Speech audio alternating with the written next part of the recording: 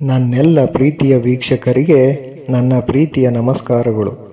ನಮ್ಮ ಚಾನಲ್ನ ಇದೇ ಮೊದಲು ನೋಡ್ತಿದ್ದೀರಾ ಅಂದರೆ ದಯವಿಟ್ಟು ಸಬ್ಸ್ಕ್ರೈಬ್ ಮಾಡ್ಕೊಳ್ಳಿ ಫ್ರೆಂಡ್ಸ್. ಮುಂಚೆಯಿಂದ ನೋಡ್ತಿದ್ದೀರಾ ಆದರೂ ಸಬ್ಸ್ಕ್ರೈಬ್ ಆಗಿಲ್ಲ ಅಂದರೆ ದಯವಿಟ್ಟು ಸಬ್ಸ್ಕ್ರೈಬ್ ಮಾಡ್ಕೊಳ್ಳಿ ಫ್ರೆಂಡ್ಸ್, ಸಪೋರ್ಟ್ ಮಾಡಿ. ಒಂದು ಕಾಡಿನಲ್ಲಿ ದುಷ್ಟ ಆನೆ ವಾಸಿಸುತ್ತಿತ್ತು. ಅದು ನರಿಗಳನ್ನು ಕೊಲ್ಲುವುದರಲ್ಲಿ ಆನಂದವನ್ನು ಅನುಭವಿಸುತ್ತಿತ್ತು. ಆನೆಯ ಕಾಟದಿಂದ ಬೇಸತ್ತಿದ್ದ ನರಿಗಳು ಆನೆಯನ್ನು ಹೇಗೆ ಓಡಿಸಬೇಕು ಎಂದು ನಿರ್ಧರಿಸಲು ಸಭೆ ಕರೆದವು. ಆದರೆ ಯಾವುದೇ ಉಪಾಯದ ಬಗೆಗೆ ಒಮ್ಮತ ಸಿಗಲಿಲ್ಲ.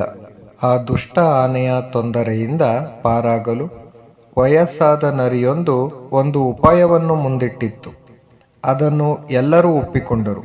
ಯೋಜನೆಯ ಪ್ರಕಾರ ಕೆಲಸ ಮಾಡುತ್ತಿರುವ ನರಿಯು ಆನೆಯ ಬಳಿಗೆ ಹೋಗಿ, ನಾವು ನಿನ್ನನ್ನು ನಮ್ಮ ರಾಜನನ್ನಾಗಿ ಆರಿಸಿಕೊಂಡಿದ್ದೇವೆ ಎಂದು ಹೇಳಿತು. ಮತ್ತು ಆನೆಯು ತನ್ನೊಂದಿಗೆ ಪಟ್ಟಾಭಿಷೇಕ ಸಮಾರಂಭಕ್ಕೆ ಬರುವಂತೆ ವಿನಂತಿಸಿತು.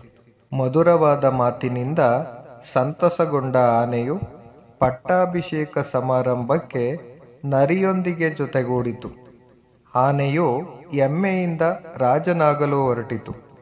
ತನ್ನ ಅಹಂಕಾರದ ಪರಿಣಾಮವಾಗಿ ಅದು ತನ್ನ ವಿವೇಕವನ್ನು ಕಳೆದುಕೊಂಡಿತ್ತು. ಅವುಗಳ ಉಪಾಯದ ಪ್ರಕಾರ ನರಿಗಳು ಒದ್ದೆಯಾದ ಭೂಮಿಯನ್ನು ಎಲೆಗಳಿಂದ ಮುಚ್ಚಿದ್ದವು. ಆದರೆ ಆನೆ ಅದನ್ನು ಗಮನಿಸಲೇ ಇಲ್ಲ. ಅದು ಮುಂದೆ ಹೋಗಿ ಜೌಗು ಪ್ರದೇಶದಲ್ಲಿ ಸಿಲುಕಿಕೊಂಡಿತ್ತು. ಆನೆ ಹೊರಬರಲು ಹರಸಾಹಸ ಪಟ್ಟಿತ್ತು. ಆದರೆ ಆ ಪ್ರಯತ್ನ ವಿಫಲವಾಯಿತು.